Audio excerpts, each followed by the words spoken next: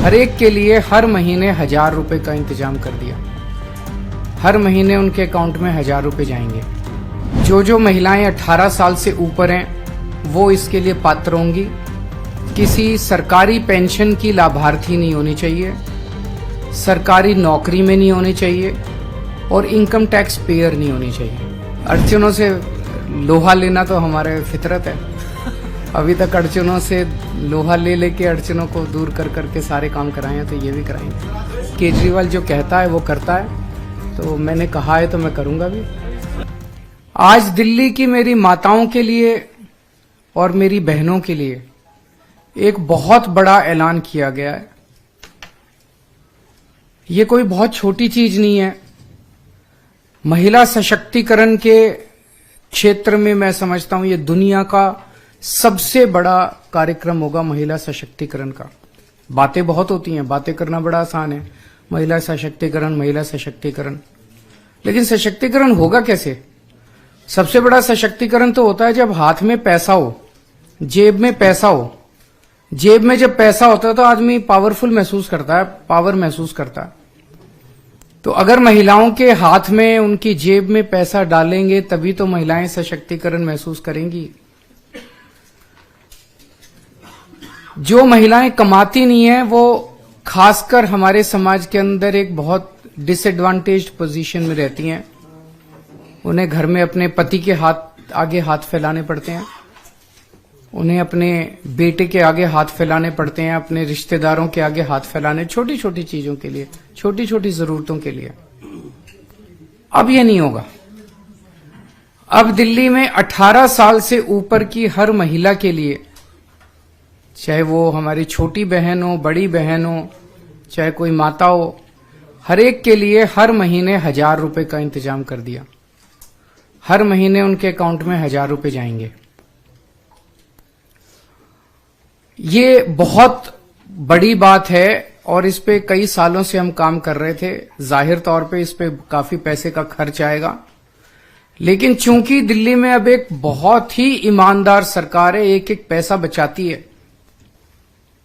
पहले बिजली फ्री की, पानी फ्री किया, शिक्षा फ्री की, इलाज फ्री किया, तीर्थ यात्रा फ्री की, महिलाओं का सफर फ्री किया। तो पैसा बचा बचा के जनता तक पहुंचाती है। यही पैसा, ऐसा क्यों नहीं हुआ कि पहले क्यों नहीं हुआ, ओवरलोग क्यों नहीं कर रहे हो? क्योंकि वो सारा पैसा पार्टी वाले खा जाते हैं, दूसरी पार्टियों वाले सारा पैसा नेता खा जाते हैं, नेताओं की तरफ जाता है, सारा पैसा नेताओं की जेब में जाता है।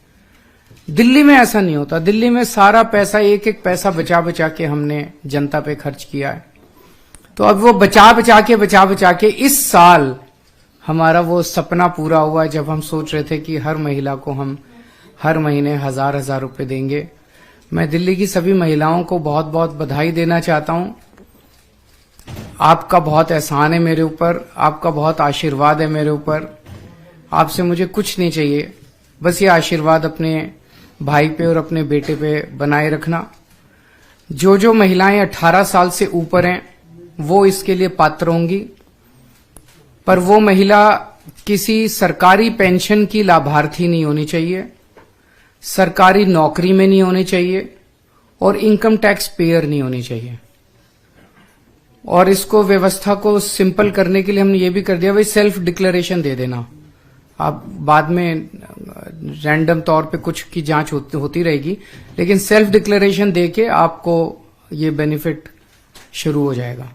तो इस साल अभी चुनाव के बाद जो है वो इसकी प्रक्रिया चालू होगी, फिर इसको हम कैबिनेट में लाके इसको सब करेंगे। तो मैं दिल्ली की महिलाओं को बहुत बहुत बधाई देना चाहता हूं। इससे एक बहुत बड़ी बात होगी, दिल्ली की अर्थव्यवस्था में बहुत बड़ा उछाल आएगा।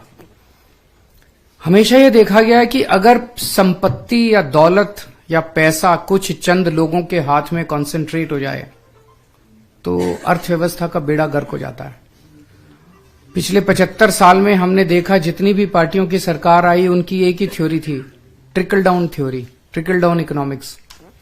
उनका ये होता था कि भाई 2-4 परिवारों को सारा पैसा दे दो देश का, वो फिर फैक्ट्री लगाएंगे, फैक्ट्री में सारे मजदूरी करेंगे और उससे देश की तरक्की होगी। उससे देश की तरक्की कभी नहीं होती, दुनिया भर में नहीं हुई।